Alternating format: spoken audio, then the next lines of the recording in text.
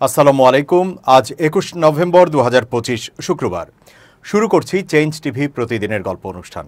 দর্শক, আপনাদের সঙ্গে রয়েছি আমি জহিরুল ইসলাম টুটুল। শুরুতেই সংবাদ শিরোনাম। ডক্টর ইউনূসের চাওয়া পূরণ করবেন সেনাপ্রধান, তবে কি আশঙ্কা মিটল? হাসিনা নিয়ে মোদির সঙ্গে কি কথা হলো জয়ের? রাজধানী সহ সারা দেশে ভয়াবহ ভূমিকম্প, মর্মান্তিক যা ঘটল। এবার বিস্তারিত। সশস্ত্র বাহিনী দিবস উপলক্ষে সেনাবাহিনী প্রধান জেনারেল ওয়াকারুজ্জামানকে সেনাবাহিনী পদক দিয়েছেন প্রধান উপদেষ্টা অধ্যাপক মোহাম্মদ ইউনূস। শুক্রবার এই দিবস উপলক্ষে ঢাকা সেনানিবাসে আয়োজিত অনুষ্ঠানে প্রধান উপদেষ্টা সেনাপ্রধানের হাতে এই পদক তুলে দেন। এ সময় সেনাপ্রধান ও প্রধান উপদেষ্টাকে হাস্যোজ্জ্বল দেখা যায়। রাজনীতি বিশ্লেষকরা বলছেন, প্রধান উপদেষ্টা ও সেনাপ্রধানের এই ছবি অনেক প্রশ্নের জবাব দিয়ে দিয়েছে।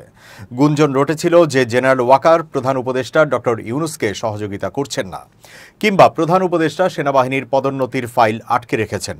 কিন্তু এই ছবির মধ্য দিয়ে সেই আগের গুঞ্জনের কার্যকারিতা নেই বলে প্রমাণিত হল। উপস্থিত সেনা কর্মকর্তারা বলেন, ডক্টর ইউনূস আগামী নির্বাচন সুষ্ঠু করতে সেনাবাহিনীর সহায়তা চেয়েছেন। সেনাপ্রধান পূর্ণাঙ্গ সহযোগিতা করতে বদ্ধপরিকর বলে সবার সামনে প্রতিশ্রুতি দিয়েছেন। তিনি এটিও বলেছেন, প্রধান উপদেষ্টা যেভাবে চাইবেন সেনা সদস্যরা ঠিক সেভাবেই সরকারকে সহযোগিতা করবে। এর আগে অনুষ্ঠানে তিনি খেতাবপ্রাপ্ত বীর মুক্তিযোদ্ধা ও তাদের উত্তরাধিকারীদের সংবর্ধনা উপলক্ষে একটি বক্তব্য প্রদান করেন। বাংলাদেশের সাবেক প্রধানমন্ত্রী ফ্যাসিস্ট শেখ হাসিনাকে আন্তর্জাতিক অপরাধ ট্রাইব্যুনাল মৃত্যুদণ্ড দেওয়ার পর তার ছেলে সজীব ওয়াজেদ জয় তীব্র প্রতিক্রিয়া জানিয়েছেন। তিনি এই মৃত্যুদণ্ডকে রাজনৈতিক প্রতিশোধ হিসেবে উল্লেখ করেছেন। পাশাপাশি ভারতের প্রতি কৃতজ্ঞতা প্রকাশ করেছেন যে তার মায়ের জীবন রক্ষা করেছে। ১৭ নভেম্বর আন্তর্জাতিক অপরাধ ট্রাইব্যুনাল হাসিনাকে মৃত্যুদণ্ড দিয়েছে। সজীব ওয়াজেদ জয়ের মতে এই রায় রাজনৈতিক উদ্দেশ্য প্রণোদিত। তিনি বলেন, বাংলাদেশের লস্করি তাইয়েবা সহ জঙ্গি সংগঠনগুলো স্বাধীনভাবে কাজ করছে, যা শুধু দেশের জন্য নয়, ভারতের নিরাপত্তার জন্য বড় হুমকি। এছাড়া ভারত তাকে আশ্রয় দিয়ে প্রাণ ভিক্ষা দিয়েছে। সজীব ওয়াজেদ জয় ভারতের সংবাদ সংস্থা ANI-কে জানিয়েছেন, ভারত এবং বিজেপি সরকার মূলত আমার মায়ের জীবন বাঁচিয়েছে। যদি তিনি বাংলাদেশ ছাড়তেন না, জঙ্গিরা তাকে হত্যা করার পরিকল্পনা করেছিল। জয় জানান, ভারতের প্রধানমন্ত্রী নরেন্দ্র মোদী তাকে আশ্বস্ত করেছেন যে তার মা নিরাপদে আছেন এবং ভবিষ্যতে দেশের জন্য রাজনৈতিক দায়িত্ব পালন করতে সক্ষম হবেন। রায় ঘোষণার আগে জয় বলেছিলেন, আমার মায়ের কিছুই হবে না, কারণ তিনি ভারতে নিরাপদে আছেন এবং দেশটি তাকে সম্পূর্ণ সুরক্ষা দিচ্ছে। ১৪ অক্টোবর প্রথমবারের মতো কয়েকজন উপদেষ্টার বিরুদ্ধে সরাসরি পক্ষপাতিত্বের অভিযোগ তোলেন বাংলাদেশ জামায়াতে ইসলামীর কেন্দ্রীয় নায়েবে আমির ডাক্তার আব্দুল্লাহ মোহাম্মদ তাহির।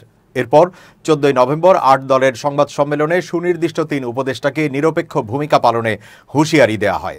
চ্যানেল 24-এর প্রতিবেদন থেকে জানা যায়, নির্বাচনের তফসিল ঘোষণার আগে একের পর এক জেলা প্রশাসক সহ নির্বাচন সংশ্লিষ্ট দপ্তরে বদলি আর পদায়ন ভালোভাবে নিচ্ছে না জামায়াত সহ ৮ রাজনৈতিক দল। তাদের মতে নির্বাচনে কারচুপি করতে এবং অবৈধ সুযোগ নিতেই উপদেষ্টাদের প্রভাবিত অসমতল মাঠ প্রস্তুত করছে একটি রাজনৈতিক দল। জামায়াতে ইসলামীর সেক্রেটারি জেনারেল মিয়া গোলাম পরোয়ার বলেন, কোন ডিসিকে কোন জেলায় নিলে নির্বাচনের সুবিধা হবে এই বদলি পদায়নের একটি ডিজাইন গ্রিন রুম থেকে করা হয়েছে অন্তরালে। ৩ অথবা ৭ ডিসেম্বর তফসিল ঘোষণা করা হবে। এর আগে এখনই আবার এরকম নড়বড়ে অবস্থা, এটি তো জাতি ভালোভাবে নেয়নি। এরপর থেকেই রাজনীতির মাঠে আলোচনা, কারা সেই ৩ উপদেষ্টা। ৫ দাবিতে যুগপৎ আন্দোলন করা দলগুলোর দাবি, আরপিও সংশোধন ইস্যুতে বিএনপি নেতার বক্তব্যে একজন উপদেষ্টার আতাতের বিষয়টি স্পষ্ট। অন্যজনের সাথে বিএনপির এক শীর্ষ নেতার গভীর সম্পর্কের ভিডিও নিরপেক্ষতাকে প্রশ্নবিদ্ধ করেছে। নিরপেক্ষ ভূমিকা পালনে ব্যর্থ হলে তফসিল ঘোষণার আগেই পদত্যাগের দাবি জানাবে তারা। মিয়া গোলাম পরোয়ার বলেন, চেয়ারপারসনের একজন উপদেষ্টা তিনি নির্বাচন কমিশনে গেছেন, বলেন, আমাদের একজন স্থায়ী কমিটির সদস্যদের সঙ্গে আইন উপদেষ্টার একটি এগ্রিমেন্ট হয়েছে, সংশোধনীটা বাতিল করা হবে। এটি অন্যতম একটি গুরুত্বপূর্ণ উদাহরণ যে লেভেল প্লেয়িং ফিল্ড লঙ্ঘন করা হয়েছে। ইসলামী আন্দোলনের মহাসচিব মাওলানা ইউনুস আহমেদ বলেন, আইনত তাদেরকে রাখাও ঠিক হয়নি। এরপর এরকম আরও কোনো স্পষ্টতা যদি আমাদের কাছে আসে, আমরা তাদের অব্যাহতির দাবি জানাব। এর আগে কয়েকজন উপদেষ্টাকে নিয়ে পক্ষপাতিত্বের অভিযোগ তুলেছিল বিএনপি। সশস্ত্র বাহিনী দিবস উপলক্ষে বাংলাদেশ সেনা, নৌ ও বিমান বাহিনীর সব সদস্যকে আন্তরিক শুভেচ্ছা ও অভিনন্দন জানিয়েছেন বিএনপির ভারপ্রাপ্ত চেয়ারম্যান তারেক রহমান। নিজের ভেরিফাইড ফেসবুক পেজে এক পোস্টে এই শুভেচ্ছা জানান তিনি। পোস্টে তারেক রহমান বলেন, সশস্ত্র বাহিনী দিবস উপলক্ষে আমি বাংলাদেশ সেনা, নৌ ও বিমান বাহিনীর সকল সদস্যকে জানাই আন্তরিক শুভেচ্ছা ও অভিনন্দন। সশস্ত্র বাহিনীর সকল সদস্য, তাদের পরিবারের আমি সুখ, শান্তি ও কল্যাণ কামনা করি। এই দিবসে সশস্ত্র বাহিনীর সার্বিক সাফল্য, উন্নতি ও অগ্রগতি কামনা করি এবং স্বাধীনতা যুদ্ধে সশস্ত্র বাহিনীর আত্মদানকারী শহীদদের আত্মার মাগফিরাত কামনা করি। তিনি বলেন, 1971 সালের 21 নভেম্বর মুক্তিযুদ্ধ চলাকালে বাংলাদেশের সামরিক বাহিনী গঠিত হয়।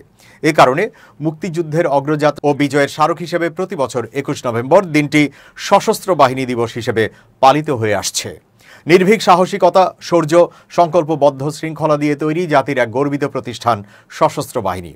71-এর রণাঙ্গনে এই বাহিনীর অসীম সাহসী ভূমিকা ইতিহাসের এক উজ্জ্বল অধ্যায়। আমাদের স্বাধীনতা, সার্বভৌমত্ব ও ভৌগোলিক অখণ্ডত্ব রক্ষায় সশস্ত্র বাহিনীর দেশপ্রেমিক সদস্যগণ অতন্দ্র প্রহরীর ভূমিকা পালন করে চলেছেন। বিশ্বশান্তি রক্ষায় বাংলাদেশের সশস্ত্র বাহিনীর ভূমিকা আন্তর্জাতিক সম্পর্ককে আরও শক্তিশালী ও প্রশংসনীয় করেছে। তারেক রহমান বলেন, আমি আশা করি ভবিষ্যতেও এই ভূমিকা অব্যাহত থাকবে। দেশের সকল প্রাকৃতিক দুর্যোগ ও দুর্বিপাকের সময় সশস্ত্র বাহিনীর বলিষ্ঠ ভূমিকা এই বাহিনীকে জাতির আস্থার প্রতীকে পরিণত করেছে। মহান স্বাধীনতার ঘোষক সাবেক রাষ্ট্রপতি, সাবেক সেনাপ্রধান শহীদ জিয়াউর রহমান বাংলাদেশ সশস্ত্র বাহিনীকে আধুনিক বিশ্বের সাথে সঙ্গতি রেখে একটি প্রযুক্তি নির্ভর, গতিশীল ও দক্ষ বাহিনী হিসেবে গড়ে তোলার লক্ষ্যে ব্যাপক কর্মসূচি গ্রহণ এবং বাস্তবায়ন করেছিলেন। তিনি বাংলাদেশ সশস্ত্র বাহিনীকে সুশিক্ষিত ও পেশাদার বাহিনীতে পরিণত করেছিলেন। সাবেক রাষ্ট্রপতি শহীদ জিয়ার সময় থেকেই বাংলাদেশের সশস্ত্র বাহিনী সুশৃঙ্খল, ক্ষিপ্র ও সদা তৎপর এক আধুনিক বাহিনীতে পরিণত হয়, যা বিশ্বের যে কোনো আধুনিক রাষ্ট্রের সেনাবাহিনীর সমকক্ষ। একইভাবে দেশনেত্রী বেগম খালেদা জিয়া প্রধানমন্ত্রী থাকাকালীন সশস্ত্র বাহিনীকে আরও আধুনিক বাহিনী হিসেবে গড়ে তোলেন, যা বৈশ্বিক পরিসরে ব্যাপক অবদান রাখে। ভবিষ্যতেও আমাদের এই প্রয়াস অব্যাহত থাকবে। এবার ভূমিকম্পের খবর। রাজধানী ঢাকা সহ দেশের বিভিন্ন অঞ্চলে একটি শক্তিশালী ভূমিকম্প অনুভূত হয়, যা বিগত বছরগুলোতে অনুভূত হওয়া ভূমিকম্পগুলোর মধ্যে অন্যতম তীব্র। শুক্রবার সকালে কম্পনের মাত্রা এতটাই বেশি ছিল যে বহু মানুষ আতঙ্কে ঘর ছেড়ে রাস্তায় নেমে আসেন। অনেক প্রত্যক্ষদর্শী বলছেন, এমন তীব্র ভূমিকম্প এর আগে কখনো দেখিনি। ভূমিকম্পটির কেন্দ্রস্থল ও রিখটার স্কেলে মাত্রা ছিল 5.7, তবে এর তীব্রতা ছিল লক্ষণীয়। ভূমিকম্প শুরু হতেই শহরের বিভিন্ন বহুতল ভবন থেকে মানুষজন দ্রুত নিচে নেমে আসতে শুরু করেন। অফিস, স্কুল ও বাণিজ্যিক কেন্দ্রগুলোতে এক বিশৃঙ্খল পরিস্থিতির সৃষ্টি হয়। এর আগে চলতি বছরের 5 মার্চ রাজধানীতে মাঝারি ধরনের ভূমিকম্প অনুভূত হয়েছিল। রিখটার স্কেলে ভূমিকম্পের মাত্রা ছিল 5.6।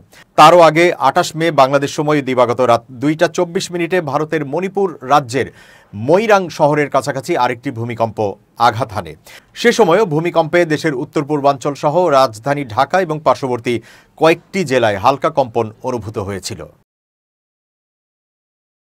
ভূমিকম্পের কাঁপুনিতে রাজধানীতে ভবনের রেলিং ভেঙে পড়ে 3 জন নিহত হয়েছেন। শুক্রবার সকাল 10টা 38 হওয়া ভূমিকম্পে বংশালে এই ঘটনা ঘটে। বংশাল থানার এসআই আশিস কুমার 3 জনের মৃত্যুর তথ্য নিশ্চিত করে মানবজমিনকে বলেন, কষাইটুলিতে 3 জন মারা গেছেন। তারা পথচারী, এখনও তাদের পরিচয় জানা যায়নি। স্থানীয়রা জানান, ভূমিকম্পের সময় 5 তলা বিল্ডিংয়ের রেলিং ধসে পড়ে 3 জন পথচারী ঘটনাস্থলেই নিহত হন। নিহতরা সড়ক দিয়ে হেঁটে যাচ্ছিলেন। ঘটনার পরপরই ঘটনাস্থলে ফায়ার সার্ভিস ও পুলিশ সদস্যরা উপস্থিত হয়েছেন। বাংলাদেশের আবহাওয়া অধিদপ্তরের তথ্য অনুযায়ী এই ভূমিকম্পের মাত্রা ছিল 5.7। এর উৎপত্তিস্থল নরসিংদীর মাধবদী। এছাড়া রাজধানীর বাড্ডা লিংক রোড, রামপুরার বউবাজার, লোহার গেট এলাকার কয়েকটি ভবন হেলে পড়ার তথ্য এসেছে। পুরান ঢাকা সহ বিভিন্ন স্থানে একাধিক ভবনে ফাটল ধরেছে। এদিকে আতঙ্কে মানুষ রাস্তায় নেমে আসেন। এ সময় অনেকেই সামাজিক মাধ্যমে পোস্ট দেন। নারায়ণগঞ্জের রূপগঞ্জে ভূমিকম্পে দেয়াল ধসে ফাতেমা নামের 1 বছর বয়সী শিশুর মৃত্যু হয়েছে। এ সময় নবজাতকের মা কুলসুম বেগম ও প্রতিবেশী জেসমিন বেগম আহত হয়েছেন। শুক্রবার সকালে উপজেলার গোলাকান্দাইল এলাকায় এই ঘটনা ঘটে।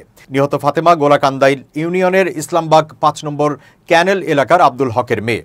স্থানীয় ও প্রত্যক্ষদর্শীরা জানান, সকালে ভূমিকম্পের সময় ঘটনাস্থল দিয়ে ভুলতা গাউসিয়া যাওয়ার সময় সড়কের পাশের দেয়াল ধসে শিশু ফাতেমা, তার মা কুলসুম বেগম ও প্রতিবেশী জেসমিন বেগমের ওপর পড়ে যায়। এ সময় ঘটনাস্থলেই শিশুটির মৃত্যু হয়। পরে তারা দেয়ালের নিচ থেকে নবজাতকের মরদেহ উদ্ধার করেন। আহত অবস্থায় নবজাতকের মা কুলসুম বেগম ও প্রতিবেশী জেসমিন বেগমকে উদ্ধার করে স্থানীয় প্রাইভেট হাসপাতালে নিয়ে ভর্তি করেন। এবার খুব জরুরি 1 মিনিট জানাচ্ছেন ইউনেস্কো ক্লাব পুরস্কার বিজয়ী সাংবাদিক আমিরুল মোমিনের মালিক। খুব জরুরি 1 মিনিটে সবাইকে আমন্ত্রণ। এই জীবনে শত্রু চিনে রাখা অত্যন্ত গুরুত্বপূর্ণ। ধরুন আপনার পরিবেশ প্রতিবেশে কে কে শত্রু আর কে কে বন্ধু তা যদি আপনি চিনতে পারেন, তাহলে মনে করবেন জীবনে উত্তম কাজটি করেছেন। না, আমি এটা বলছি না যে শত্রু চেনার সঙ্গে সঙ্গে সেই শত্রুর বিরুদ্ধে আপনি ফাইট করতে শুরু করবেন, রেগে মেগে অস্থির হয়ে তার বিরুদ্ধে লড়াই করবেন, তা কিন্তু নয়। শত্রু চিনে রাখবেন আপনার সতর্কতার জন্য, যেন এই শত্রুর কাছ থেকে আপনি দূরে থাকতে পারেন, তার কোনো চক্রান্ত আপনাকে ক্ষতিগ্রস্ত না করতে পারে। শত্রু চিনে রাখলে নিরাপদে পথ চলতে পারবেন। সবাই ভালো থাকবেন। শুভেচ্ছা নিরন্তর। দর্শক, এবার দেশের বাইরের খবর। ভারতের পশ্চিমবঙ্গের বাংলা পত্রিকা আনন্দবাজার জানাচ্ছে যে ভারত পাকিস্তান সংঘাত থামানোর জন্য নাকি মার্কিন প্রেসিডেন্টকে ফোন করেছিলেন খোদ ভারতের প্রধানমন্ত্রী নরেন্দ্র মোদী নিজেই। এবার এমনটাই দাবি করেছেন ডোনাল্ড ট্রাম্প। শুধু তাই নয়, দুই দেশের ওপর 350% শুল্ক চাপানোর জুজু দেখিয়েই নাকি সেই যাত্রার মতো ক্ষান্ত করা গিয়েছে ভারত ও পাকিস্তানকে। বুধবার মার্কিন প্রেসিডেন্ট ফের দাবি করেছেন ভারত ও পাকিস্তানের মধ্যে উত্তেজনার নিরসন করেছিলেন তিনি। দুই দেশের উপর চড়া শুল্ক আরোপের হুঁশিয়ারি দিয়েছিলেন। তারপরেই নাকি তাকে ফোন করেছিলেন মোদি। আশ্বাস দিয়ে ট্রাম্পকে জানিয়েছিলেন ভারত যুদ্ধে যাবে না। ট্রাম্পের কথায়, মোদি আমাকে বলেন আমরা এই কাজ করব না। আমি বললাম, কোন কাজের কথা বলছেন? মোদি উত্তর দেন, আমরা যুদ্ধে যাব না। ভারত পাকিস্তান সংঘর্ষ বিরতিতে যে তার নেপথ্য ভূমিকা ছিল, এ পর্যন্ত বহুবার এই দাবি করে ফেলেছেন ট্রাম্প। তবে মোদি তাকে ফোন করেছিলেন, এই কথাই প্রথমবার শোনা গেল ট্রাম্পের মুখে। বুধবার মার্কিন প্রেসিডেন্ট বলেন, আমি যে কোনো বিরোধের ভালোভাবে নিষ্পত্তি করতে পারি। আমি বরাবরই এমন ছিলাম। এর আগেও আমি বছরের পর বছর ধরে এই কাজ করেছি। বিভিন্ন যুদ্ধের কথাই যদি বলি, এই যেমন ভারত পাকিস্তান, ওরা পারমাণবিক অস্ত্র নিয়ে যুদ্ধ করতে যাচ্ছিল। মার্কিন সৌদি বিনিয়োগ ফোরামে সৌদি আরবের যুবরাজ মোহাম্মদ বিন সালমানের উপস্থিতিতে বক্তৃতা দিতে গিয়ে একথা বলেন ট্রাম্প। তার কথায়, দুই পারমাণবিক শক্তিধর দেশকেই বলেছিলাম, আমি তোমাদের একে অপরের উপর পারমাণবিক অস্ত্র নিয়ে যুদ্ধে নামতে দেব না। এতে লক্ষ লক্ষ মানুষ মারা যাবে, লস অ্যাঞ্জেলসের ওপর পারমাণবিক ধুলো ভাসবে। তারপরেও তোমরা চাইলে এটা করতে পারো, কিন্তু আমি দুই দেশের উপরেই 350% শুল্ক আরোপ করব। আমেরিকার সঙ্গে আর বাণিজ্য করতে পারবে না। এরপরেই নাকি রণে ভঙ্গ দেয় ভারত ও পাকিস্তান। এভাবে শুল্ক জুজু দেখিয়ে আরও 4টি যুদ্ধ থামিয়েছেন বলেও দাবি করেছেন ট্রাম্প। সব মিলিয়ে সারা বিশ্বে থামিয়েছেন 8টি যুদ্ধ। গাজার জন্য আন্তর্জাতিক বাহিনীতে যোগ দিতে ইয়েমেনকে আহ্বান জানিয়েছেন যুক্তরাষ্ট্র। ইয়েমেন সরকারের 5 জন জ্যেষ্ঠ কর্মকর্তা বার্তা সংস্থা এএফপিকে বিষয়টি নিশ্চিত করেছেন। তাদের মধ্যে এক শীর্ষ কূটনীতিক, সামরিক কর্মকর্তা এবং প্রেসিডেন্সিয়াল লিডারশিপ কাউন্সিলের সদস্য রয়েছেন। ডেইলি সাবাহর এক প্রতিবেদনে এই তথ্য জানানো হয়েছে। প্রতিবেদনে বলা হয়েছে, ইন্টারন্যাশনাল স্ট্যাবিলাইজেশন ফোর্স গঠন করা হচ্ছে মার্কিন প্রেসিডেন্ট ডোনাল্ড ট্রাম্পের মধ্যপ্রাচ্য শান্তি পরিকল্পনার একটি অংশ হিসেবে। জাতিসংঘ ইতোমধ্যে পরিকল্পনাটির অনুমোদন দিয়েছে। তবে আরব ও মুসলিম দেশগুলোর অনীহার কারণে এর বাস্তবায়নে বড় বাধা তৈরি হয়েছে, কারণ বাহিনীটি ফিলিস্তিনি অস্ত্রধারীদের বিরুদ্ধে লড়াইয়ে জড়িয়ে পড়তে পারে। ডেইলি সাবাহ জানিয়েছে, ইয়েমেন এখনও চূড়ান্ত সিদ্ধান্ত নেয়নি। কর্মকর্তারা জানিয়েছেন, যদি অংশগ্রহণ হয়ও তা হবে প্রধানত প্রতীকী। এক কূটনীতিক বলেন, যদি আমরা অংশ নিই তা হবে কয়েকজন কর্মকর্তা বা সৈন্যকে অপারেশন রুমে পাঠানোর মাধ্যমে, শুধু লজিস্টিক সহায়তার জন্য। যুদ্ধ অভিযানে তারা অংশ নেবে না। ইয়েমেনি সামরিক কর্মকর্তারা জানিয়েছেন, মার্কিন পক্ষের সঙ্গে বিষয়টি নিয়ে আলোচনা হলেও এখনও আনুষ্ঠানিক অনুরোধ মেলেনি। এক কূটনীতিক বলেন, সমস্যা হলো আমরা সরাসরি না বলতে পারি না, কারণ আন্তর্জাতিকভাবে স্বীকৃত ইয়েমেন সরকার সৌদি আরবের সমর্থনের ওপর ব্যাপকভাবে নির্ভরশীল, যেটি 2015 সাল থেকে হুথি বিদ্রোহীদের বিরুদ্ধে নেতৃত্ব দিচ্ছে। রাজনৈতিক বিশ্লেষক অ্যাডাম ব্যারনের মতে, আন্তর্জাতিক সমর্থক হিসেবে নিজেদের তুলে ধরার যে কোনো সুযোগই কাজে লাগাতে চাইবে ইয়েমেন সরকার, বিশেষত যুক্তরাষ্ট্র ও ট্রাম্প প্রশাসনের কাছে। প্রতিবেদনে বলা হয়েছে, আইএসএফ গাজায় বেসরকারি সশস্ত্র গোষ্ঠীগুলোর নিরস্ত্রীকরণ, বেসামরিক নাগরিকদের সুরক্ষা ও মানবিক সহায়তা করিডোর নিশ্চিত করবে। তবে হামাস এর বিরোধিতা করছে। তাদের মিত্র হুথি জঙ্গিরাও ইয়েমেনের অংশগ্রহণ আক্রমণে ক্ষুব্ধ হতে পারে বলে ধারণা করা হচ্ছে। 2023 সালের অক্টোবর থেকে গাজায় সংঘাত শুরুর পর হুথিরা ইসরায়েলমুখী লক্ষ্যবস্তুতে একাধিক আক্রমণ চালালেও সাম্প্রতিক যুদ্ধবিরতিতে তারা কার্যক্রম স্থগিত রেখেছে। শেষ করছি চেঞ্জ টিভির প্রতিদিনের গল্পের অনুষ্ঠান। changetv.press বাংলাদেশের ইউটিউব জার্নালিজমের অগ্রদূত। ভিজিট করুন এর ওয়েবসাইট www.changetv.press, youtube.com/changetvpress এবং সাবস্ক্রাইব করুন চ্যানেলটি। নিয়মিত লাইক, কমেন্ট ও শেয়ার করে আপডেট রাখুন নিজেকে। ভালো থাকুন, নিরাপদে থাকুন। শুভেচ্ছা নিরন্তর।